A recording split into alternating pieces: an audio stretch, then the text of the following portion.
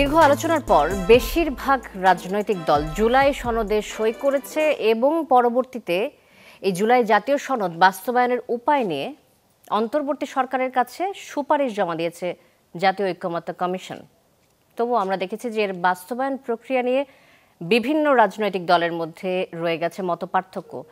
যেমন জামাত ঐক্যমত্য কমিশনের সুপারিশকে ইতিবাচকভাবে দেখছে এবং তারা বলছে যে কোনো কারণে জাতীয় নির্বাচন নাও হতে পারে, কিন্তু জুলাই সনদ গুরুত্বপূর্ণ দলিল, এটি সবার আগে হতে হবে, এমন মন্তব্য করেছে জামাত। এদিকে বিএনপি বলছে যে জাতীয় ঐক্যমত্য কমিশন জনগণ এবং রাজনৈতিক দলগুলোর সাথে প্রতারণা করেছে। এনসিপি বিএনপির বিরুদ্ধে গণভোট বানচালের অভিযোগ এনেছে। এমন অবস্থায় আমরা দেখছি যে জাতীয় নির্বাচন নিয়েও কিছুটা শঙ্কা তৈরি হয়েছে। আজ এই বিষয়গুলো নিয়ে আলোচনা করব আমাদের আজকের ZSRM presence meet the people অনুষ্ঠানে। আপনাদের সাথে রয়েছে আমি শান্তা শারলিন এবং আজ স্টুডিওতে আমাদের সাথে অতিথি হিসেবে উপস্থিত রয়েছেন জনাব রহিন হোসেন প্রিন্স, সাবেক সাধারণ সম্পাদক সিপিবি, আপনাকে স্বাগত জানাচ্ছি। এবং সেই সাথে রয়েছেন জনাব শহীদুল ইসলাম বাবুল, সাধারণ সম্পাদক জাতীয়তাবাদী কৃষক দল, স্বাগত জানাচ্ছি। এবং সেই সাথে আজকে তরুণ সমাজের প্রতিনিধি হিসেবে বেশ কিছু স্টুডেন্ট আমাদের মাঝে উপস্থিত রয়েছেন, আপনাদের সবাইকে স্বাগত জানাচ্ছি। আমাদের আজকের আলোচনাটা আমরা শুরু করতে চাই জনাব রহিন হোসেন প্রিন্স, আপনাকে দিয়ে। আমরা দেখেছি যে ঐক্যমত্য কমিশনের সাথে অন্তর্বর্তী সরকারের যে বৈঠকটি হয়েছে তারপর আপনি একটি প্রতিক্রিয়া ব্যক্ত করেছেন। আমি যদি আপনার প্রতিক্রিয়াটি বলে শোনাই যে ঐক্যমত্য কমিশন ঐক্যের বদলে একটা নতুন সংকট তৈরি করেছে, এমন কথা আপনি বলেছেন। এদিকে বিএনপির মহাসচিবের একটি মন্তব্য, একটি অভিযোগ আমি বলতে চাই যে ঐক্যমত্য কমিশন জনগণ এবং রাজনৈতিক দলগুলোর সাথে প্রতারণা করেছে, যেটি শুরুতেই বলছিলাম। সব মিলিয়ে যে সংকটময় মুহূর্তটি তৈরি হয়েছে, এই সংকটের আসলে শেষ কোথায়? আচ্ছা, ধন্যবাদ আপনাকে, বাবুল ভাইকে ধন্যবাদ যে তরুণরা এখানে শুনছেন, আপনাদের সবাইকে শুভেচ্ছা। দেখুন, আমি এই কথা যাওয়ার আগে যেহেতু আমাদের এই বন্ধুরা আছে, আমি একটু সূচনায় সামান্য কথা বলি। আমি ধারণা করি আপনারা সবাই জানেন এবং দর্শকরা জানে, আসলে আমরা একটা অভূতপূর্ব গণঅভ্যুত্থান যে সম্পন্ন করলাম, সেই সম্পন্ন হওয়ার পরে সবারই একটা আকাঙ্ক্ষা আমাদের সবার মাঝে হলো যে আমরা তো একটা নির্বাচিত প্রতিনিধিদের কাছে ক্ষমতা হস্তান্তর করব, কিন্তু তার বাইরেও আমরা কতকগুলো গণতান্ত্রিক সংস্কারের বিষয়ে ঐক্যমত্য হতে পারি কিনা। এইটা ছিল আমাদের এই যে জুলাই সনদ যেটা এখন শুনছেন সেইটার নেপথ্যে। আর ওইটা তো প্রধান দুইটা ফান্ডামেন্টাল বিষয় ছিল, আছে, আপনারা জানেন যে এত বড় হত্যাযজ্ঞের যে বিচার এটা করতে হবে এবং আহত যারা হয়েছে তাদের পুনর্বাসন, ওটা একটা নিয়মিত প্রসেস। আরেকটা হচ্ছে যারা এই ঘটনার সাথে জড়িত, মানে যারা এত বড় একটা হত্যাযজ্ঞ সংগঠন, তাদের বিচার কাজ, সেটা আমাদের পুরনো জানা। তো এই আলোচনায় আমি এবার টেনে নিয়ে আসি, পরে যদি সুযোগ থাকে বলবো। আমরা আলোচনার শুরুতে আসলে আমি খোলা মনে যদি আলোচনা করি, ধরুন ওনারা মানে ঐক্যমত্য কমিশন মানে সরকার যে গঠন করলো, তাতে তারা একটা হিসাব করলেন যে প্রথম দিকে প্রায় 48টা দলের কাছে তারা কাগজপত্র পৌঁছে দিয়েছেন এবং প্রাথমিকভাবে আমরা প্রতিক্রিয়া ব্যক্ত করেছি লিখিত, যে তারপরে আবার যখন বসলেন তখন প্রধানত 30টা দলের সাথে, কাগজে অবশ্য 33টা দলের নাম লেখা আছে। তা সেই জায়গায় একটা মনে রাখতে হবে আমাদের সবাইকে যে আমরা তো এক একটা দল এক একটা আদর্শের, আমরা ক্ষমতায় গেলে এক এক দল এক এক আদর্শেই রাষ্ট্রটা সাজাইতে চাইবে। তো এই জন্যে আমরা শুরুতে যদি বলেন আলোচনায় কতকগুলো কি বলবো ফাঁক ফোকরও ছিল। যেমন আমি এই কথাটা একটু কোট করি ওনাদের জন্য এবং জানার জন্যে, আমাদের মাননীয় প্রধান উপদেষ্টা, ওনার সাথে আমরা দ্বিতীয়বারে যখন যাই 5ই অক্টোবর 2024, আমি নিজেও ছিলাম, ওনার সাথে কিন্তু আমাদের সাপ কথা হয় যে এই যে ঐক্যমত্য, উনি ঐক্যমত্য কমিশন গঠনের পরেই আমাদেরকে এসে যখন বললেন যে ঐক্যমত্য মানে কি, আলোচনা অনেক কিছু হবে, যতটুকু আমরা একমত হব সেটাই হবে ঐক্যমত্য। আর ওনার সাথে এটা হলো, যদি উনি দেখেন 19-20 ডিফারেন্স আছে, তখন তিনি একসাথে বসে চেষ্টা করবেন যে আমরা কিছু পার্থক্য ঘুচাতে পারি। সেক্ষেত্রে নোট অফ ডিসেন্টের ক্ষেত্রে ওনার নির্দেশনা ছিল না, ওনার সাথে নোট অফ ডিসেন্ট নিয়ে আমাদের কোনো কথা না। আমি ডক্টর মোহাম্মদ ইউনূস সাহেবের কথা বলছি, যে ওইটা উনি বলছেন যে আমি চেষ্টা করব 19-20 হলে এক করার, না হলে নাই, অসুবিধা নেই, যতটুকু ঐক্যমত সেটা ঐক্যমত্য হবে, আর বাকিটা আপনারা নির্বাচনে ইস্তেহারা দেবেন। এইটাই আরেকটুও কোট করি, আপনার ডেইলি স্টারে ওনার যে সাক্ষাৎকার বেরিয়েছিল, এখানে দেখতে পারবেন, ডেইলি স্টারের সম্পাদক, উনি যখন প্রশ্ন করলেন উনি কিন্তু এরকমই বলেছিলেন, হ্যাঁ যদি 10টা একমত হয় ওইটা নিয়েই করবো, না হলে একটা একমত হলে করবো।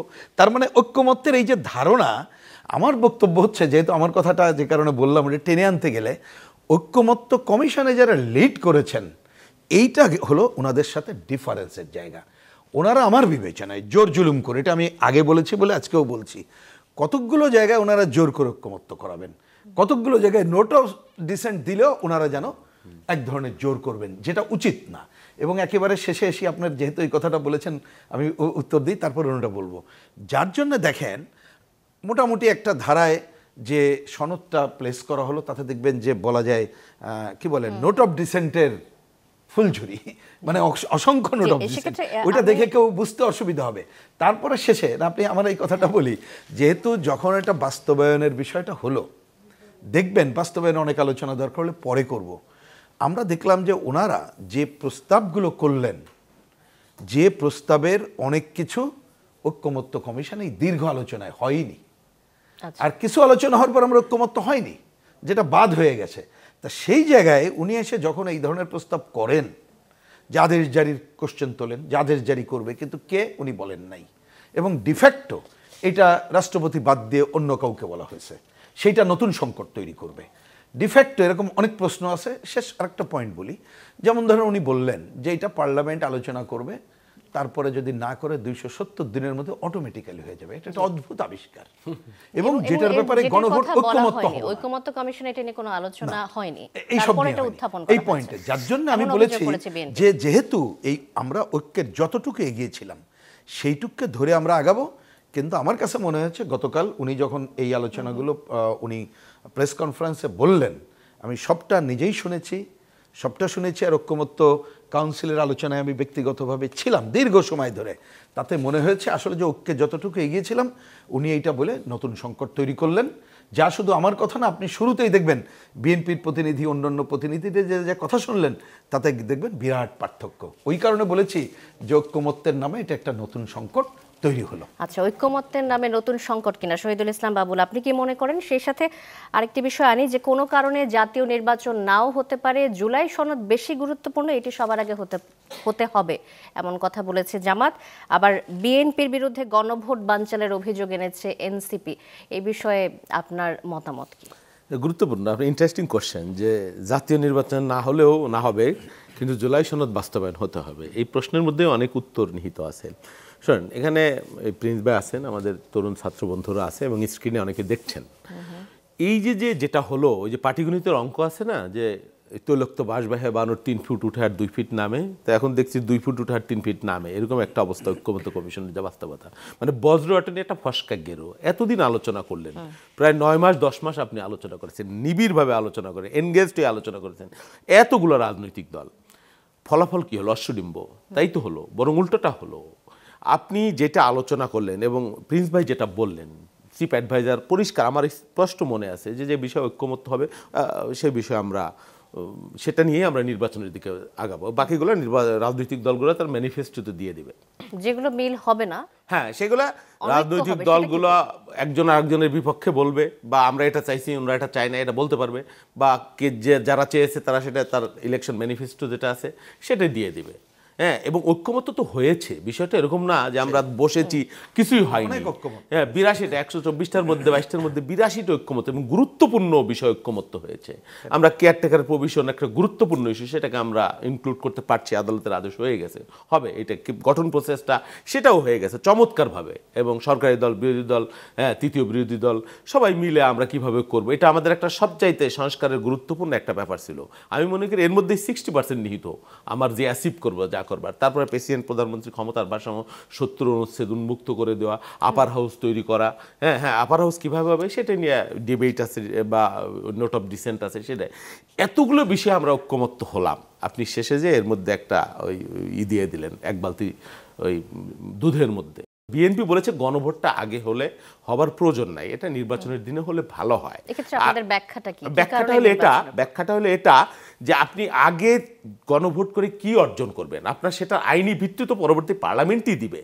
তাহলে এটা তো আপনি তাল পাকানোর মতো ঘরে রেখে পাকাবেন না। এই ফলাফলটা, গণভোটের ফলাফলটা ওই দিন হইলেও যা, আগে হইলেও তা, ভোটের দিন আগে হইলে বরং প্রবলেম যেটা যে এই সময়ের মধ্যে দুইটা জাতীয় নির্বাচন করা আমাদের জাতীয় জীবনে ইট ইজ ডিফিকাল্ট কেস। আরেকটা হলো এর পিছনে একটা অ্যারেঞ্জমেন্ট আছে, একটা বিরাট দক্ষযজ্ঞ কাণ্ড, একটা অর্থের ব্যাপার আছে। আমাদের এই বাস্তবতার মধ্যে 1400-1500 কোটি টাকা লাগবে আপনার একটা নতুন ভোট করতে। সেই ভোট করে আপনি কি অর্জন করবেন? এই 2 মাসের মধ্যে তো কিছু অর্জন করতে পারছেন না। অর্জন করতে হলে তো আপনার পরবর্তী পার্লামেন্টেই যেতে হবে, তাহলে আপনার ওই দিন হলে কি অসুবিধা? আমাদের বক্তব্য ছিল এইটাই। এটা বিএনপি কি কারণে বলেছে, এনসিপি আমি জানি না, যে বানচাল করতে চায়। এটা তো বানচাল কেন, এটা তো আমরা সিগনেচার করেছি, এটা ঐক্যমত্য হয়েছে, তো গণভোট হবে। এবং ওই দিন হলে আরো সুবিধা এই কারণে যে রাজনৈতিক দলগুলা ক্যাম্পেইনের সাথে বলতে পারবে যে তোমরা আমাদের আমরা এই চার্টার করেছি, আমার এই ভোটের সাথে তুমি এটাও দিতে পারো, এবং প্রেজেন্সও বেশি হবে।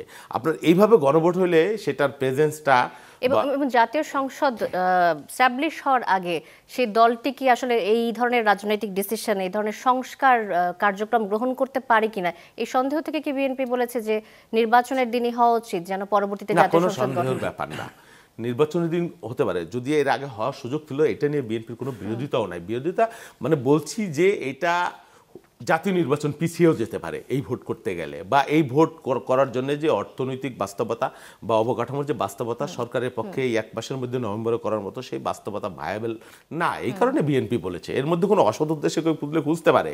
আর আমরা যেটা বলেছি এর আফটার ইফেক্ট বা ফলাফল যেটা হবে সেটা তো নির্বাচনের পরেই হবে। আপনি 3 মাস আগে করেন, 9 মাস আগে করেন, আর নির্বাচনের দিকে করেন, সেটার ফলাফল বা কার্যকারিতা বা অ্যাকশন সেটা ইলেকশনের পরে পার্লামেন্টের মাধ্যমে হবে। তাহলে আপনি আগে করে এটা কি লাভ হচ্ছে? জামাত যেটা বলছে একই দিনে নির্বাচন না হলে এক ধরনের জটিলতা সৃষ্টি হতে পারে, যেটা বিএনপি করতে চাচ্ছে সেটাতে এক ধরনের জটিলতা সৃষ্টি হতে পারে, তাই তারা বলছে নভেম্বরের দিকে গণভোটের কথা। না, কি জটিলতা সেই ব্যাখ্যা কি তারা দিয়েছে? তারা বলছে যে একই দিনে মানুষের যে মতামত সেই মতামতটি পাবে কিনা, এই ধরনের একটা ব্যাখ্যা তারা দেওয়ার চেষ্টা করেছে। আমি মনে করি আগে হইলে বরং এটার ভোটের কাস্টিংটা, গণভোটের যে আপনি যেটা চাচ্ছেন জাতির মতামত, সেটা খুবই কম হবে। কারণ রাজনৈতিক দলগুলো ওইভাবে এনগেজড হবে না আপনাকে মানুষকে কেন্দ্রে নিতে। ওই দিন হইলে মানুষ যখন ওই দলকে ভোট দিতে আসবে, সংসদ এমপি বানাইতে আসবে, তখন সেই সাথে আপনি একটা ব্যালট দিলে সেই মতামতটাও সে দিয়ে যাইতে পারবে। এটা আপনার জন্য বেশি ইফেক্ট হবে, আপনি বেশি মানুষের মতামত পেতে পারেন। ধন্যবাদ। আমি একটু প্রশ্নে চলে যেতে চাই, কারো কোনো প্রশ্ন রয়েছে কিনা? আসসালামু আলাইকুম স্যার, আমি জান্নাত রহমান আনান্নিয়া। আপনার ভাষ্যমতে যা বোঝা গেল, আমাদের মনে হলো যে সেটা হচ্ছে যে আপনি নির্বাচনটাকে গুরুত্ব দিচ্ছেন, অ্যান্ড যে রাষ্ট্র সংস্কারের জন্য এত কিছু হয়েছে, তো সেই ক্ষেত্রে নির্বাচনের দিকে আমাদের যাওয়া উচিত।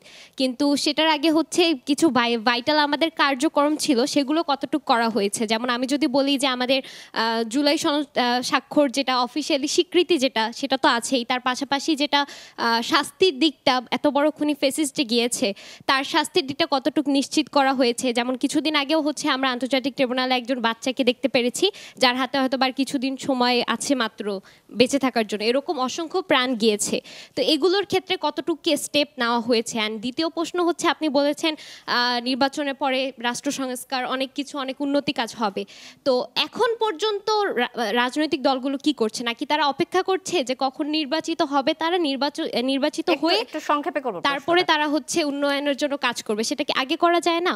ধন্যবাদ। আগে তো আমরা করলাম, এই যে আলোচনা করলাম, এত মাসব্যাপী আলোচনা করে আমরা একটা ঐক্যমত্য হলাম, এটা কি সংস্কারের জন্য হয়নি? সংস্কার তো হলো, মৌলিক অনেকগুলো সংস্কার আমরা করেছি যেটা বাংলাদেশ সৃষ্টির পরে হয়নি। এটা বাস্তবায়ন হবে গণভোটের মধ্য দিয়ে বা পরবর্তী সংসদের মধ্য দিয়ে। আর বিচারের কথা যেটা বলেছেন, যে বিচারের জায়গায় তো বিচারের সাথে রাষ্ট্রের নির্বাচনের সরকারের এগুলোর তো কোনো সম্পর্ক নাই। বিচারের বিরুদ্ধে কেউই করে নাই। বিচার কেন হবে না? অবশ্যই বিচার হতে হবে। এবং বিচার তো এটা 9 মাস 6 মাস 1.5 বছরের ব্যাপার না, এটা একটা দীর্ঘসূত্রিতার ব্যাপার, সময়ের ব্যাপার।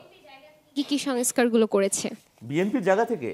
এই যে বিএনপি বলেছে প্রেসিডেন্ট প্রধানমন্ত্রীর ক্ষমতার ভারসাম্য হবে, বিএনপি বলেছে পার্মানেন্ট কেয়ারটেকার সরকার আমরা চাই, সেটা পার্মানেন্টলি চাই, গঠন হবে এইভাবে। বিএনপি বলেছে 70 অনুচ্ছেদ আমরা উন্মুক্ত করে দেব, আমরা একটা হিংসা বিদ্বেষের পরিবর্তে একটা সমন্বিত রাষ্ট্র করব। এই যে মৌলিক সংস্কারগুলো আরও অনেকগুলা 82টা সংস্কার বিএনপি করেছে, 82 আপনি যদি মতামত দিয়েছে বা একমত হয়েছে 82টা, খুব কমই দ্বিমত হয়েছে। আপার হাউস আমরা করব, সেটা আমরা করেছি। হ্যাঁ, তারপর জুডিশিয়াল কমিশন, এটা সমাধান হয়ে গেছে। দুদকের গঠন প্রক্রিয়া, এগুলো আমাদের ঐক্যমত সংস্কার হয়ে গেছে। 82 আপনি পরে দেখবেন যে কতগুলো সংস্কারের প্রস্তাবে আমরা ঐক্যমত হয়েছি, চার্টারে সই করেছি, এবং এর ম্যাক্সিমাম ছিল বিএনপির 31 দফার মধ্যে বা ভিশন 2030 মধ্যে ম্যাক্সিমাম ছিল। আপনি এগুলো পরে দেখবেন। জি ধন্যবাদ। আর কারো কোনো প্রশ্ন রয়েছে? বলবেন। প্রশ্নটি হচ্ছে বাংলাদেশের যে এখন রাজনীতি, তো এখানে সব থেকে বড় চ্যালেঞ্জটা কি হতে পারে এটা আমি জানতে চাচ্ছিলাম। বর্তমান যে রাজনৈতিক প্রেক্ষাপট আগামী সেক্ষেত্রে দিনের কি ধরনের চ্যালেঞ্জ মোকাবেলা করতে পারেন? রহিন হোসেন প্রিন্স। আমি একটু ছোট করে বলি, আমি ওই যে ওনার কথা দুইটা মিলিয়ে বলি।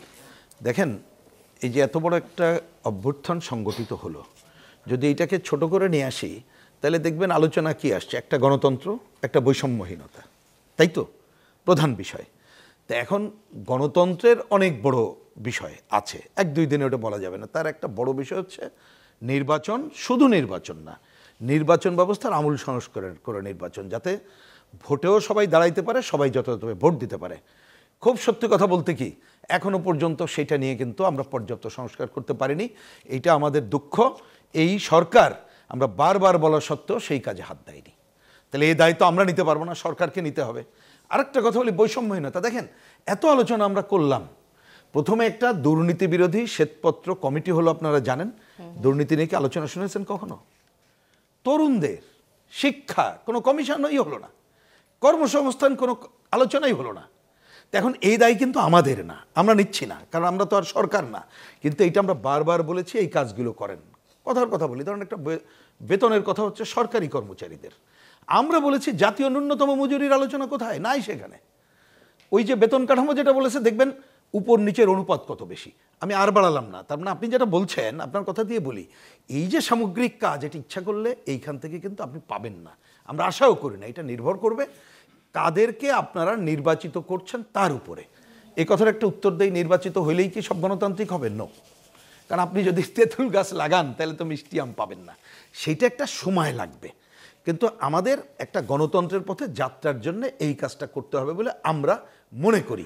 আর ওই কথাটা পরিষ্কার করে বলি যে আমরা অবশ্যই এই যে তরুণরা, তারা যেভাবে এইবার, অনেককে আমরা মনে হতো যে তারা ঘরের কোনো ব্যাঙ, এরকম মনে হতো না, যে নিজেরাই খালি আত্মকেন্দ্রিক, তারাই তো এবার বুক পেতে দিয়েছিল। তাহলে এই যে সাহস, আপনারা শুধু না, একেবারে গ্রামে গঞ্জ থেকে শুরু যারা দেখিয়েছেন, আমাদের বক্তব্য হলো আপনারা যদি পাহারাদারের ভূমিকায় থাকেন, নির্বাচনী গণতন্ত্রের ধারায় আসলে সে যদি দায়িত্ব পালন না করে যথাযথভাবে, যথাযথ উনার একরকম আমার একরকম, এইটা দেখে আপনারা জাজ করবেন, সেইখানে যদি ভূমিকা নিতে পারেন, তাহলে আমার ধারণা গণতন্ত্রের পথে আগানো এবং গণ অভ্যুত্থানের আকাঙ্ক্ষা বাস্তবায়নের পথে আগাতে পারবো। কিন্তু কোনো অজুহাতে যদি কেউ এই গণতন্ত্রের যাত্রাকে ব্যাহত করে, তাহলে বেশি কিছু যে হবে না। আপনি দেখেন 14 মাসে কি খুব বেশি কি আশা করতে পেরেছেন? ইনভেস্টমেন্ট নাই, কারণ নির্বাচিত সরকার ছাড়া কেউ কিন্তু করবে না। আপনি দেখেন পুলিশ, অন্যান্য প্রশাসন অপেক্ষা করতেছে কখন কারা ক্ষমতায় আসবে, কারণ সে কি করবে জানে না। আমি আর ব্যাখ্যা দিলাম না সময়ের জন্যে। অর্থাৎ আপনাকে গণতন্ত্রের পথে যাত্রার জন্যে, সেটা এটা যদি বলেন, আমি শব্দটা আমার, একটা মন্দের ভালো লোকও যদি নির্বাচিত হয়, তার যেমন জবাবদিহিতা থাকে, অনির্বাচিত মানুষের কিন্তু এরকম জবাবদিহিতা থাকে না। সুতরাং আমাদের গণতন্ত্রের ধারায় যে ওই যে আকাঙ্ক্ষার কথাগুলো বললেন, এই সব বাস্তবায়নের পথে আগাতে হবে বলে আমরা মনে করি। ধন্যবাদ। জি, আমরা শুরুতে যে আলোচনাটা করছিলাম যে আগামী জাতীয় সংসদ একই সাথে সংবিধান সংস্কার পরিষদও জাতীয় সংসদ হিসেবে কাজ করবে। দুজনের কাছেই প্রশ্নটি রাখছি, যে যেটি সম্পর্কে আসলে ধারণা ছিল না, শুরুতে বলা হয়নি যে সংবিধান সংস্কার পরিষদ হিসেবে কাজ করবে এবং যেটির মেয়াদ থাকবে 270 দিন, মানে 9 মাসের মতো। 9 মাসের মধ্যে এই কাজগুলো যদি না হয়, অটোমেটিক্যালি সংবিধানে চলে যাবে। সেক্ষেত্রে রাজনৈতিক দলগুলোর মতামতকে কতটুকু সম্মান প্রদর্শন করা হচ্ছে বলে আপনার মনে হয়? শুরুটা আপনাকে দিয়ে করতে চাই। না, তার আগে ওই আমার তরুণ বন্ধুর প্রশ্নের উত্তরটা দিয়ে নিই, যেটা প্রিন্স ভাই বললেন। শোনেন, আমাদের চ্যালেঞ্জটা হলো কি, সবচেয়ে বড় চ্যালেঞ্জ যেভাবেই বলুক, আমাদের অর্থনৈতিক মুক্তি। প্রথম হলো অর্থনৈতিক মুক্তি সুশাসনের সাথে, সুশাসন এবং অর্থনৈতিক মুক্তি বা কল্যাণ রাষ্ট্র, গণতন্ত্র, এটাই তো আমি শুধুমাত্র কি বলবো, যে বলা হয় বিএনপিকে প্রথম থেকে ব্লেম করা হচ্ছে যে বিএনপি বিয়ে পাগলা বুড়োর মতো নির্বাচন পাগল হয়ে গেছে, ক্ষমতায় যাওয়ার জন্য পাগল হয়ে গেছে, খুব নিষ্ঠুরভাবে এটা বলা হয়। অথচ 14 মাস পরে, 15 মাস পরে যেই কারণে বিএনপি বলেছে, সেটা এখন দৃশ্যমান হচ্ছে। কেন দৃশ্যমান হচ্ছে? যে আমার অর্থনৈতিক অবস্থা। আমি একটু ইন্টারাপ্ট করি। শুরুর দিকে কিন্তু বিএনপি এভাবে করে অ্যাগ্রেসিভলি বলেনি, পরের দিকে 6 মাস পরে, 6-7 মাস পরে। আপনি দুনিয়ার ইতিহাস পর্যালোচনা করে যদি দেখেন, এই ধরনের গভর্নমেন্ট যত সাস্টেইন বেশি করছে তত ব্যর্থতার পাল্লা ভারী হয়েছে। আপনি দেখবেন 6 মাসের বেশি যেখানে ছিল। শুরুর দিকে কি বিএনপি টের পায়নি দল হিসেবে? না, বিএনপি টের পেয়েছে, কিন্তু এই যে একটা মতামত বিএনপি ক্ষমতায় যাওয়ার জন্য পাগল হয়ে গেছে, এই বক্তব্য যে বলা শুরু হয়ে গেল বিএনপি ক্ষমতা। আশ্চর্য ব্যাপার, আপনি যেই জন্য আন্দোলন করলেন, যেই জন্য আপনি রক্ত দিলেন, আপনি এই সরকারকে কতদিন রাখবেন? আপনি বিচারের কথা বলে রাখতে চান বা আপনি সুশাসনের কথা বলতে এমনও বলা হয়েছে যে এই সরকারকে 5 বছর চাই বা অনন্তকাল চাই।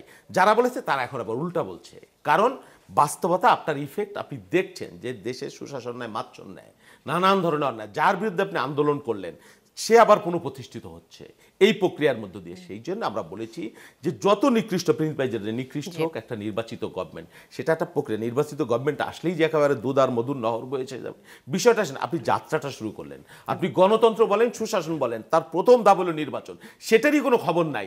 আপনি অন্য সব নিয়ে ব্যস্ত হয়ে পড়েছেন।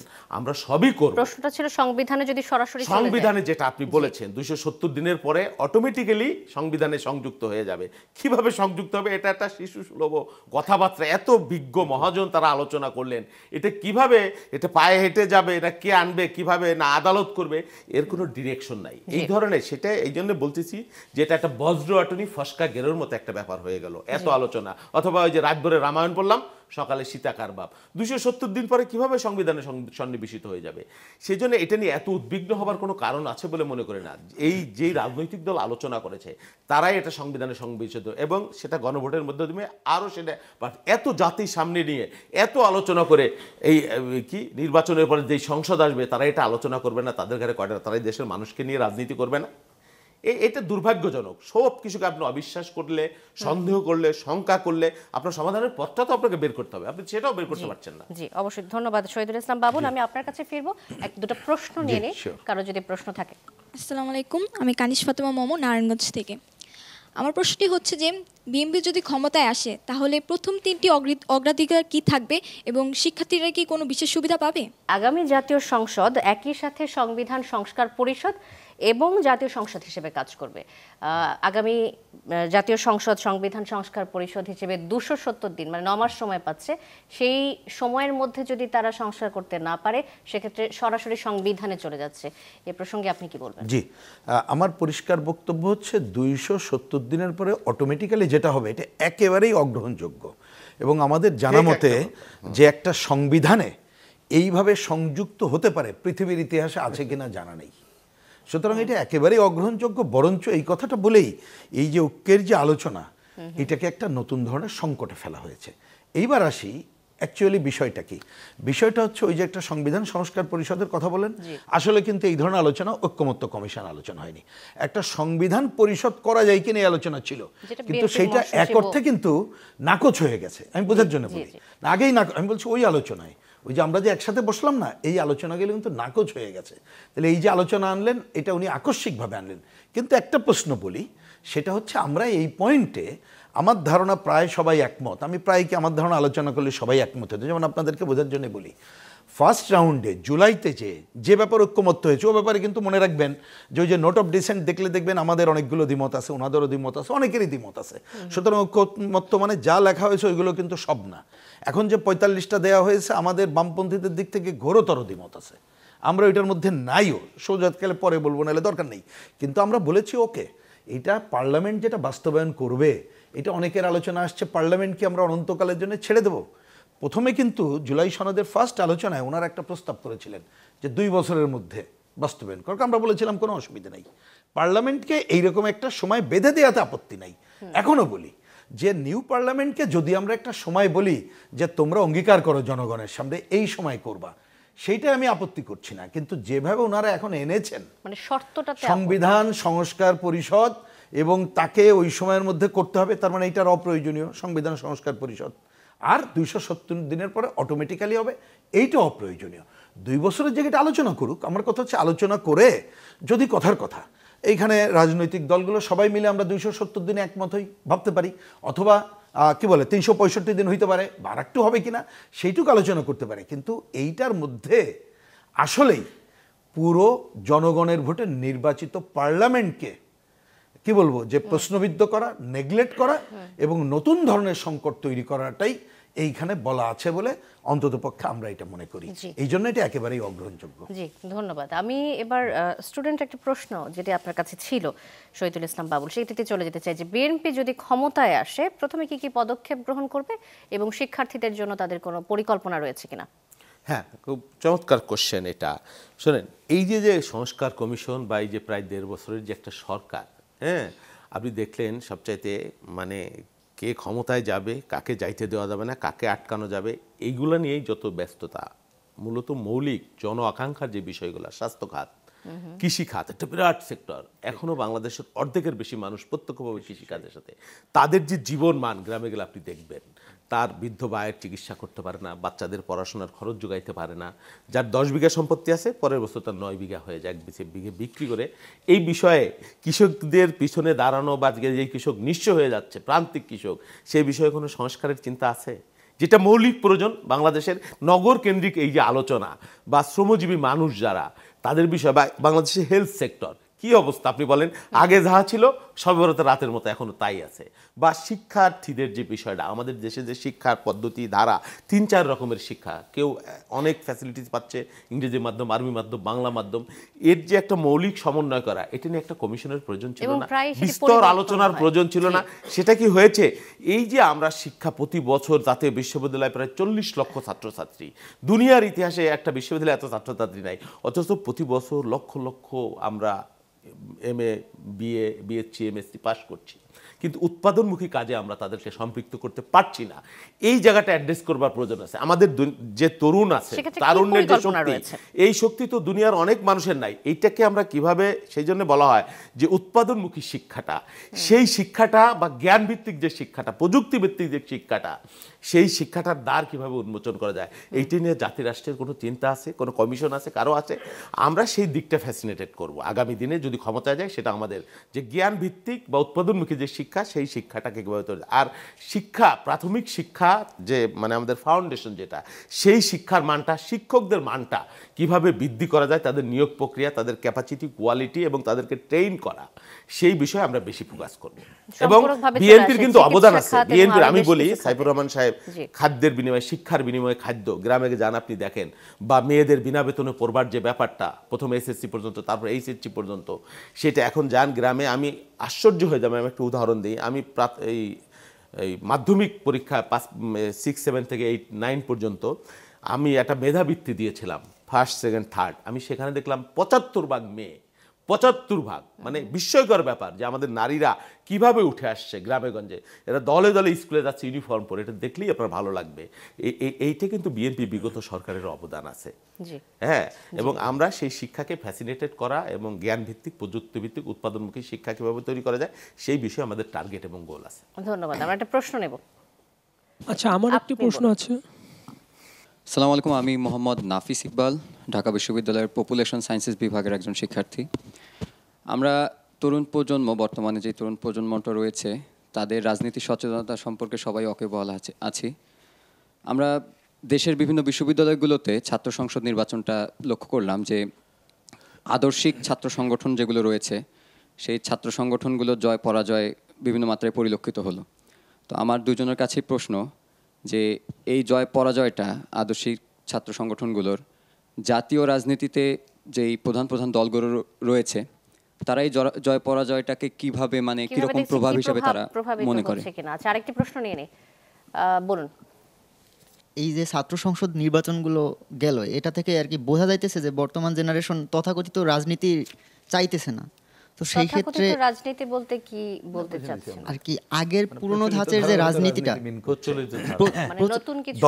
নতুন কিছু দেখতে চাইতেছে। সেই ক্ষেত্রে আমাদের পুরনো যে রাজনৈতিক দলগুলো, তারা কি এসব বিষয়ে কিছু ভাবতেছে কিনা? আচ্ছা, এই প্রশ্নটি দিয়ে শুরু করতে চাই। জি, আমি সময় কম, কংক্রিট বলি। আমি ধন্যবাদ জানাই যে আপনারা যে কথাগুলো বললেন। দেখেন, আমি ব্যক্তিগতভাবে ছাত্র আন্দোলনে ছিলাম এবং একেবারে ওয়ার্ল্ড কমিটির নর্মাল সদস্য, একটা জেলা কমিটির সর্বোচ্চ সভাপতি এবং সেন্ট্রালের সভাপতি, সাধারণ সম্পাদকের দায়িত্ব পালন করেছিলাম। তা আমাদের অজস্র সময় ওইটা দিয়েছি। কিন্তু এইবারের যে কথাগুলো আপনারা বললেন গুরুত্বপূর্ণ, তার মধ্যে আমি এক এক করে বলি। একটা হচ্ছে একজন রাজনৈতিক কর্মী হিসেবে অবশ্যই আমরা নতুন প্রজন্ম, তারা যে ভাবছে, আমি যদি বুঝে থাকি যে প্রচলিত ধারার যে রাজনীতি এবং দলকেন্দ্রিক যে ধারা, এই ধারার বাইরে তারা বিকল্প চিন্তা করছে, অথবা আমরা যে ধারায় আছি আমাদের কথা বা অ্যাপ্রোচ চেঞ্জ করেই একাত্ম হতে হবে। তা সেইটা আমি অন্ততপক্ষে খুবই দৃঢ়ভাবে ভাবার পক্ষে, এটা ভাবতেই হবে। এবার ওই ভাই যেটা বললেন, দেখুন একটু মনে রাখার জন্য বলি, আমাদের হিসাব যে আসলে এই ছাত্র সংসদ নির্বাচনে দেখবেন যারা জিতেছে তারা কিন্তু শুধু দলীয় নাম ব্যবহারও তারা করে নাই, খেয়াল করবেন, নানামুখী। আর এইটার প্রভাব জাতীয় রাজনীতিতে যেভাবে পড়বে বলে অন্য মনে করে ওরকম হয় না। যেমন উদাহরণ দিই, আমি যে ছাত্র সংগঠন করতাম বাংলাদেশ ছাত্র ইউনিয়ন, স্বাধীনতার পরে তো সারা বাংলাদেশে জিতছিল, কিন্তু দেখেন তখন কিন্তু আমরা জাতীয় নির্বাচনে জিততে পারি না। এর বাইরেও দেখবেন আরো অন্যান্য দল ছিল, জিততে পারে না। সুতরাং ওইটা নির্বাচন নিয়ে একটা কথা আছে যেটা খুব প্রভাবিত করে, ডাকসু নির্বাচন নিয়ে সাধারণত না, কিন্তু না, ওই যে আমি সে উত্তর দিলাম, ডাকসুতে ৭২-এর পরে তো জানেন ছাত্র ইউনিয়নের জয় ছিল, কিন্তু আমরা তো জাতীয় রাজনীতি, কমিউনিস্ট পার্টি তো জিতে আসে নাই। সুতরাং ওইটা না, কিন্তু এইবার একটা জায়গায় আছে, সেইটার কিছুটা প্রভাব আমি ধারণা করি, আমি জানি না বাবুল ভাই কি বলবেন, আমরা এড়াই গেলে ভুল করব। সেটা কি? কারণ এইবারের দীর্ঘ অগণতান্ত্রিক শাসন ছিল, যারা ভোটার হয়েছে তারা কিন্তু ভোট দিতে পারে নাই আপনারা, এবং এই সংখ্যা অনেক বেশি। আপনারা আগের মতো এককেন্দ্রিক ভাবছেন না, নানামুখী ভাববেন। সুতরাং প্রচলিত ধারার বা যে রাজনৈতিক দলগুলো আমরা করি, পুরনো মার্কাগুলোতে নিয়ে আমরা যারা নির্বাচন করব, আমরা আপনাদের বিষয়ে কি ইস্তেহার, কি বক্তব্য এবং আপনাদের কিভাবে যে আকাঙ্ক্ষা তার সাথে আমরা একাত্ম হতে পারি, সেইটা অবশ্যই এবার ভাবতে হবে। না হলে আগের মতো খালি এ মার্কার সে মার্কার ভোট দিয়ে গেলাম, এইরকম এত সহজ হবে বলে আমি ব্যক্তিগতভাবে মনে করি না। আর একটু 30 সেকেন্ড সময় নিচ্ছি, সময় নাই জানি। দেখেন, এটা আমি একটু আপনাদের সাথে ভবিষ্যতে সুযোগ হলে আরও বুঝবো। দেখেন, দীর্ঘদিন কিন্তু একটা অগণতান্ত্রিক শাসনের মধ্যে আপনারা ছিলেন, কিন্তু অগণতান্ত্রিক শাসন হলে কথাটাকে অন্যভাবে নিয়েন না। যেখানে বিভিন্ন জায়গায় বসে রাজনীতির যে চর্চা করা যায় সেইটা কিন্তু অব্যাহত ছিল, কিন্তু ছাত্র ইউনিয়ন, ছাত্রদল কিন্তু সেই চর্চা করতে পারেনি। খেয়াল করবেন, অনেকের টাকা থাকতে পারে, আমাদের কিন্তু অজস্র টাকা নেই। সমাজসেবা নানা নামে অনেককে কিন্তু দিয়ে কাছে আনার কাজ অনেকে করতে পেরেছে, আমরা করতে পারিনি। আমরা যার জন্য বলি সমস্ত জায়গায় গণতান্ত্রিক পরিবেশ নিশ্চিত করতে হবে। গণতান্ত্রিক পরিবেশ মানে মিছিল মিটিংয়ের অধিকার শুধু না, ওই যে সাহিত্য সাংস্কৃতিক প্রতিযোগিতা, ক্রীড়া অনুষ্ঠান করা, আপনারা তো টাকা দেন হলে, হোস্টেলে, সব জায়গায়। ওইটা যদি উন্মুক্ত করা যায়, তাহলে আপনারা মানে তরুণ প্রজন্ম, ছাত্ররা যদি তারা একটা অসাম্প্রদায়িকতা কি, সাম্প্রদায়িকতা কি, মানব মুক্তি কি, কোনটা ভালো কোনটা মন্দ, এইভাবে যদি বের করার আপনাদের একটা পথ পান, তাহলে কি আপনারা কিন্তু প্রকৃতই যে নির্বাচন হোক, সে কলেজ ছাত্র সংসদ হোক, জাতীয় নির্বাচন হোক, আপনারা আপনাদের বুদ্ধি বিবেক অনুযায়ী যথাযথ ভূমিকা পালন করতে পারবেন। যে ধারা দীর্ঘদিন ছিল না, আমরা মনে করি ওই ধারা এখন শুরু হওয়া খুবই জরুরি হয়ে পড়েছে। ধন্যবাদ রহিন হোসেন প্রিন্স। আমরা প্রশ্নে যাবার আগে একটু ছোট্ট করে আপনার কাছে শুনতে চাই একই প্রসঙ্গ, যে বাইনারি থেকে বের হয়ে যাবে কিনা ভোটাররা। হতে পারে, ভোটারদের দৃষ্টি চিন্তা যে কোনো কিছুই হতে পারে, সেটা নিয়ে বিশ্বরে যেই ভোটারদের যে মতামত, যে মানুষের যে মতামত, সেটাকে মেনে নেওয়াই হলো মূল বিষয়। এবার ডাকসু বা অন্যান্য নির্বাচনের সবচেয়ে বড় পরিবর্তন বা সৌন্দর্য যেটা, যে একটা শান্তিপূর্ণ পরিবেশে নির্বাচনটা হয়েছে এবং ফলাফলটা মোরললেস সবাই মেনে নিয়েছে। এটাই এই গণ অভ্যুত্থান পরবর্তী আমাদের একটা সৌন্দর্য। এখানে ডাকসুর ব্যালট বাক্স চিন্তায়ের ইতিহাস আছে, ফলাফল চিন্তায়ের ইতিহাস আছে, আমরা জানি সেই প্রেক্ষাপট, সেই বাস্তবতা নেই। কী কারণে এখানে শিবির বিজয়ী হয়েছে, জামাত বিজয়ী হয়েছে, আর কী কারণে আমরা বিজয়ী হতে পারিনি, সেটা একটা ব্যাখ্যা, বিশ্লেষণ বা চিন্তার ব্যাপার আছে। অবশ্যই আমরা খুব খাটো করে দেখি না, বিষয়টাকে গুরুত্ব দিয়ে দেখছি। আবার এটাও সত্য যে ওই যে প্রিন্স ভাই যেটা বললেন, এই নির্বাচনই জাতীয় রাজনীতির মানদণ্ড হতে পারে না, কারণ তাদের নানামুখী কৌশল, টার্গেট, দীর্ঘ 15 বছর যারা এখানে বিদেশে, তারা এটাকে টার্গেট করেছিল। আমরা ওইভাবে চিন্তা করি না, আমরা ফ্যাসিবাদ বিরোধী আন্দোলনে আমাদের মনোসংযোগ ছিল, কনসেন্ট্রেশন ছিল, হ্যাঁ, যেটা এটা ছিল না হঠাৎ করে আমি একটা নির্বাচনে। বাট যারা জিতেছে তারা দীর্ঘকালের একটা পরিকল্পনা করে তারা জিতেছিল, এই ক্যাম্পাসের মধ্যে তারা অবস্থান করেছে। আমরা যারা ছিলাম, আমরা আমাদের ছেলেরা করতে পারিনি। এটা একটা বাস্তবতা আছে। তারপরেও চিন্তার ব্যাপার আছে যে কেন এত মানুষের সেন্টিমেন্ট এইভাবে হলো, এটা আমরা নিশ্চয়ই ভাববো। আর আরেকটা ব্যাপার, আপনি দেখেন ওই যে ছাত্র ইউনিয়নের কথা বললেন, বা মাহমুদুর রহমান মান্নার মতো লোক 2বার ডাকসুর ভিপি হয়েছে, 2বার ডাকসুর ভিপি হয়েছে, তিনি জাতীয় রাজনীতিতে কোনো ভূমিকাই রাখতে পারছেন না, সংসদে যেতে পারছেন না, দল তৈরি করতে পারছেন না, এটা ওইভাবে মিন করে না। তারপরও আমরা মনে করছি যে তরুণদের একটা বিরাট গোষ্ঠী, মেধাবী তরুণদের কি কারণে ওইমুখী হচ্ছে, এটাও হতে পারে যে তাদের মধ্যে একটা ট্রমা ছিল বিগত রাজনৈতিক ধারা। এখানে বিএনপি, আওয়ামী লীগ বা বিএনপি, আওয়ামী লীগের শাসন 15 বছর তারা দেখেছে, 5 বছর দেখেছে, মনে করতে পারে যে বিএনপি আবার ক্ষমতায় আসবে, তারা যদি আবার এরকম হয়ে যায়, এটা তার প্রিকশন হইতে পারে, বা একটা যে না, তাহলে আমরা একটা ভিন্ন অবস্থান এখানে গ্রহণ করবার প্রয়োজন আছে শিক্ষাঙ্গনে, শিক্ষার পরিবেশের জন্য, এটাও তারা ভাবতে পারে। এবং তাদের জামাতের যে কৌশল বা টার্গেট বা গোল ছিল এই নির্বাচনটাকে কেন্দ্র করে, বিএনপি হয়তো ওইভাবে চিন্তা করেনি, অত সিরিয়াসলি হয়তো ভোটটা করেনি বা তাদের পাশে দাঁড়ায়নি, বা এই 15 বছর ব্যাপী ডাকসু নির্বাচনকে তাদের মাথায় ছিল না, বা ডাকসু নির্বাচন মাথায় ছিল না। ফ্যাসিস্ট সরকার থেকে বের হওয়া এবং জাতীয় নির্বাচনে বেশি ফোকাস করেছে এমনটা বলছেন। আচ্ছা, আমরা একটা প্রশ্ন নেই, আপনি। আসসালামু আলাইকুম, আমি মোহাম্মদ রাফি খান, পুরান ঢাকা থেকে আসছি।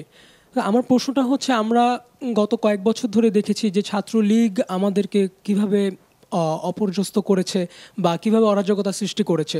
তা আমার প্রশ্নটি হচ্ছে, ছাত্র দল কি ছাত্রলীগে পরিণত হতে পারে কি না, সেই বিষয়ে কিভাবে দেখছেন আপনারা? এবং আমরা দেখলাম যে স্যার আপনি বলেছেন একটু আগে যে বর্তমানে বাংলাদেশের মধ্যে অনেক অন্যায় হচ্ছে, অনেক অরাজকতার সৃষ্টি হচ্ছে, চুরি ছিনতাই সবকিছু হচ্ছে। তো এই বিষয়গুলো যে বিএনপি করছে না নির্বাচনকে আগানোর জন্য, এই বিষয়ে আপনার মন্তব্যটা কি? আসলে আপনি বলবেন পরের প্রশ্নটা, এটা নিয়ে নিচ্ছি আমরা কিছু। আসসালামু আলাইকুম, আমি জিনি আসলাম লাইসা, মিরপুর থেকে। আমার হলো সৈয়দ স্যারের কাছে প্রশ্ন যে বিএনপি আগামী নির্বাচনে জামাত শক্ত পদক্ষেপ নিচ্ছে কিনা, হিসেবে নিচ্ছে কিনা আর কি, মানে জামাতকে চ্যালেঞ্জ হিসেবে নিচ্ছে কিনা। আচ্ছা, ঠিক আছে, আরেকটা প্রশ্ন নিয়ে নিই, আপনি করুন। আসসালামু আলাইকুম, আমি নাহিন ভুইয়া, ঢাকা বিশ্ববিদ্যালয়ের রাষ্ট্রবিজ্ঞান বিভাগের একজন শিক্ষার্থী। আমার আপনাদের দুজনের কাছে একটি প্রশ্ন রয়েছে। প্রশ্নটি হচ্ছে যে জুলাই পরবর্তী রাজনৈতিক পরিস্থিতিতে আমরা যা দেখতে পাচ্ছি, গণমানুষের মনে বিশেষ করে রাজনৈতিক অস্থিরতা, পরমত সহিষ্ণুতার অভাব, এই বিষয়গুলো লং রানে ডেমোক্রেসিতে আমাদের কোন দিকে ধাবিত করছে? এবং আরেকটি প্রশ্ন হচ্ছে যে এই 270 দিনের যে সীমা বেঁধে দেওয়া হয়েছে সংস্কার কমিশনের, তা মানে বলতে গেলে জুডিশিয়ারি এবং কোন দিক দিয়ে মানে একটা জটিলতা সৃষ্টি করবে নাকি, বিশেষ করে জুডিশিয়ারি অথবা এক্সিকিউটিভের দিক দিয়ে? প্রথম প্রশ্নটা দিয়ে শুরু করতে যাই যে ছাত্র লীগের মতো ছাত্রদল হবে কিনা, হয়ে যাবে কিনা। এই যে বললাম না, ডাকসু নির্বাচনটাই তার ব্যত্যয়, পার্থক্য। ছাত্রদল এত বড় সংগঠন, অথচ এই নির্বাচনটাকে তারা ফেস করেছে, সুন্দরভাবে ফেস করেছে, ছাত্রদের দ্বারে দ্বারে গিয়েছে, ছাত্ররা ভোট দেয়নি সেটা ভিন্ন ইস্যু, কিন্তু মেনে তো নিয়েছে, বা কোনো ক্ল্যাশ হয়নি, কনফ্লিক্ট হয়নি, ব্যালট বাক্স চিন্তাই হয়নি, এটা একটা বড় অর্জন। আর ছাত্রদল ছাত্রলীগের মতো কখনোই হয়নি। বিগত দিনে বিএনপি ক্ষমতায়ও ছিল, হ্যাঁ, শিক্ষাঙ্গনে অস্থিরতা এরশাদের আমল বা তারও আগে থেকে ছিল, মুক্তিযুদ্ধ পরবর্তী সময়ও ছিল, কিন্তু দিনে দিনে সেটা আওয়ামী লীগের আমলে মারাত্মক একটা ডেটোরেট করেছিল, খারাপ অবস্থার দিকে গিয়েছিল। কেন গিয়েছিল? তার মুরব্বী সংগঠন আওয়ামী লীগ তাদের প্রশ্রয় দিয়েছে, এবং আওয়ামী লীগের যে অবস্থা ছিল, তাদের ভোট টোট লাগে নাই, তারা দিনের পর দিন ভোট ছাড়া ক্ষমতায় চলে গেছে, লাগাম ছাড়া, এবং তাদের হাতিয়ার ছিল ছাত্রলীগ ব্যবহার করবার জন্যে, ক্ষমতায় টিকে থাকবার জন্যে। তো ক্ষমতায় যাবার পথই যদি বন্ধ হয়ে যায়, কেয়ারটেকার পদ্ধতি যদি আমি চালু করতে পারি, তাহলে তো আর ওই ছাত্র দলকে ব্যবহার করবার কোনো প্রয়োজন থাকবে, বা ওইটা করলে তার ফলাফলটা তো পাবে। সেই জন্য আমার মনে হয় ওই সুযোগটাই আমরা বন্ধ করে দিচ্ছি এই সংস্কার প্রক্রিয়ার মধ্য দিয়ে, যে কাউকে অনন্তকাল ক্ষমতায় থাকার যে কিছু যে প্রশ্নটা ছিল যে কিছু কিছু সংঘাতের ঘটনা আমরা শুনেছি, তার মানে কি? হ্যাঁ, অবশ্যই বিএনপির কোনো লোক, সব লোক বিএনপি ভালো না, এর মধ্যে দস্যু দুর্বৃত্ত আছে, বিশাল পার্টি। বিএনপির যত কর্মী, সব রাজনৈতিক দল মিলে তত কর্মী নাই, এই টেকনাফ থেকে তেঁতুলিয়া। এই বিশাল কর্মী বাহিনীকে নিয়ন্ত্রণ করা শুধুমাত্র বিএনপি পুলিশিংয়ের কাজও করে না, বিএনপির কাজ না। আমরা সাংগঠনিকভাবে, আন্তরিকভাবে আমরা সর্বোচ্চ চেষ্টা করেছি, তারপরও হয়নি তা বলছি না। এই রাষ্ট্রের কাজ, পুলিশের কাজ, যেটা এই রাষ্ট্রকে দিয়ে, এই সরকারকে দিয়ে হচ্ছে না, তারা করতে পারছে না। আপনি দেন, বিএনপি যদি ক্ষমতায় যেতে পারে মানুষের ভোটে, আমি বিশ্বাস করি একেবারে নির্মূল যদি না হয়, এর সিংহভাগ কমে যাবে অন্যায়নে। আর বিএনপিকে বাদ দিয়ে কি এই অপকর্ম করে নির্বাচন আগায় আনার যে প্রচেষ্টা, এই প্রশ্নটা মনে হয় খুব বাতুলতা। আরেকটা বিষয় ছোট করে শুনবো, বিএনপি কি জামাতকে শক্ত কম্পিটেন্ট? অবশ্যই শক্ত কম্পিটেন্ট মনে করে, এবং এটা আমরা প্রথম থেকেই বলেছি। আজ থেকে 10 মাস আগে, 11 মাস আগে আমার ভারপ্রাপ্ত চেয়ারম্যান বলেছে, আগামী নির্বাচন অবশ্যই চ্যালেঞ্জিং নির্বাচন। আমরা কোনো প্রতিপক্ষকে দুর্বল করে দেখি না, এবং এটা কোনো গণতান্ত্রিক রাজনৈতিক দলের আচরণ হতে পারে না। অবশ্যই এটা আমাদের জন্য চ্যালেঞ্জিং, আমরা সেটা মনে করেই আমরা নির্বাচনের দিকে আগাচ্ছি। ধন্যবাদ। আমরা জনাব রহিন হোসেন প্রিন্সের কাছে আরেকবার আসতে চাই। যে প্রশ্নটি ছিল স্টুডেন্টের কাছ থেকে যে জুলাই অভ্যুত্থান পরবর্তী যে রাজনৈতিক প্রেক্ষাপট সেটা আসলে কোন দিকে নিয়ে যাচ্ছে। জি, আমি এইটা সহ একটু সামগ্রিক, আমার ধারণা এটাই প্রায় শেষ কথা, একটু বলি। দেখেন, এই যে আলোচনা আপনারা করছেন বা আমরা করছি, আমাদের যদি কোনো মুখোশ থাকে সেটা অন্য আলোচনা, কিন্তু ওরালি তো আমরা পজিটিভ কথা বলছি, তাই না? সুশাসনটা তো চাই, এটাই তো প্রধান কথা। গণ অভ্যুত্থানেরও আকাঙ্ক্ষা থাই, মহান মুক্তিযুদ্ধ দীর্ঘদিন ধরে যেটা হয়েছিল তার তো সেটাই তো অঙ্গীকার ছিল, পূরণ হয়নি বলে তো একের পর এক গণ অভ্যুত্থান করতে হলো। আমার বক্তব্যটা হচ্ছে আগামীতে কিভাবে যাব না যাব এটা নির্ভর করছে দেশের জনগণের উপরে, বিশেষ করে তরুণ সমাজ এবং মেহনতি মানুষের উপরে। এবং এই যে বলছেন যে দুর্বৃত্ত হয়ে উঠবে কি উঠবে না, আমি একটু কঠিন কথা বলি। দেখেন, আপনারা ছাত্র বলে একটু ভালো করে নিশ্চয়ই আপনারা জানেন আমার থেকে বেশি, তারপরেও বলি, রাজনীতিটাকে কি বলা হয় জানেন? এটা হচ্ছে উপরিকাঠামো, ভিত্তি কাঠামো হচ্ছে অর্থনীতি। তো অর্থনীতিটা যদি দুর্বৃত্তায়িত থাকে, অবধারিতভাবে রাজনীতি হবে দুর্বৃত্তায়িত। তাহলে আপনি দুর্বৃত্তায়িত অর্থনীতি বন্ধ করতে পারবো কিনা আমরা, এবং আপনারা সেই বন্ধের জন্য পাহারাদার হবেন কিনা, সেটাই কিন্তু গুরুত্বপূর্ণ প্রশ্ন। সেইটার জন্য আমরা একটু সরলীকরণ করে কি বলি জানেন? দুর্বৃত্তায়িত রাজনীতির 3 বন্ধু, আর যতটুকু অগ্রগতি হচ্ছে তার 3 বন্ধু। আপনি কোন 3 বন্ধুর পক্ষে থাকবেন সেটাই ব্যাপার। সেটা কি? দুর্বৃত্তায়িত রাজনীতির কারা করে? আমি একটা সাধারণ সরলীকরণ ব্যাখ্যা। একটা হচ্ছে দেখবেন অসৎ ব্যবসায়ী, অসৎ আমলা আর অসৎ রাজনীতিক, তারা ত্রয় মিলেই এই দুর্বৃত্তায়িত রাজনীতি তৈরি করে। কিন্তু তারপরে দেশটা চলে কেন? দেখবেন গ্রামের কৃষক ফসলের ন্যায্য মূল্য পায় না, এই যে উনি বললেন, কিন্তু উৎপাদন অব্যাহত রেখেছেন। দেখবেন শ্রমিক, গার্মেন্টস সহ অন্যরা, ন্যায্য মজুরি নাই কিন্তু তার কাজ কিন্তু বন্ধ নাই, স্বামী স্ত্রী দুইজনে মিলায়, ভাই বোন মিলে কোনোভাবে টিকে থাকে। আর একটা কি? বিদেশে অবস্থানরত শ্রমজীবী মানুষ, যারা ওইখানে যে টাকা পায় ওইখানে কিন্তু দাঁতের চিকিৎসা করে না, আমাদের দেশে এসে দাঁতের চিকিৎসা করে, বাকি টাকা বাবা, চাচা, মামা, খালুকে পাঠায়। তাহলে এই 3 গ্রুপ, আরও অনেকে আছেন, ধরেন স্মল ইন্ডাস্ট্রিজ এবং অন্যরা, তারা মিলে কিন্তু দেশের অর্থনীতির চাকাকে অব্যাহত রাখছে। আর এই 3 লুটপাটকারীরা কিন্তু এই দেশটাকে সংকটে ফেলছে, এবং তারা তাদের স্বার্থ রক্ষার জন্যে শাসকদেরকে মদত দিয়ে তার পক্ষের শাসক রাখে। তো এখন যদি আমরা দেশের মানুষ সবাই মিলে ঘুরে দাঁড়াতে পারি এই দুর্বৃত্তায়িত রাজনীতির বিরুদ্ধে, এবং যারা দেশটাকে অগ্রসর করে নিয়ে যায় তাদের পক্ষে, দেশি বিদেশি অপশক্তিকে যদি মোকাবেলা করতে পারি, তাহলেই দেখবেন জবাবদিহিতা, স্বচ্ছতা এবং জনগণের অংশগ্রহণ নিশ্চিত করেই আমরা আমাদের আকাঙ্ক্ষার দিকে এগিয়ে যেতে পারবো। কালকেই হবে তা আমি বলছি না, কিন্তু সবাই যদি ওই রকম চোখ কান খোলা রাখি এবং ভালোকে ভালো বলি, খারাপকে খারাপ বলতে পারি, তাহলে আমার ধারণা আমরা এগিয়ে যেতে পারবো। আমরা একদম শেষের দিকে চলে এসেছি। ছোট্ট করে যদি একটু বলেন যে ডিসেম্বরে জাতীয় নির্বাচন যে ফেব্রুয়ারিতে হতে যাচ্ছে সেটির তারিখ ঘোষণা করা হবে, এমনটা বলেছে অন্তর্বর্তী সরকারের প্রেস সচিব। এই বিষয়ে মন্তব্য জানতে না, এই ব্যাপারে আমি আশা করব। আমি এই যে নানা আলোচনা হচ্ছে এবং আমরা কিছুটা ঐক্যের সংকট বললাম, কিন্তু আমি মনে করি এটা মনে রাখতে হবে জনগণ সার্বভৌম।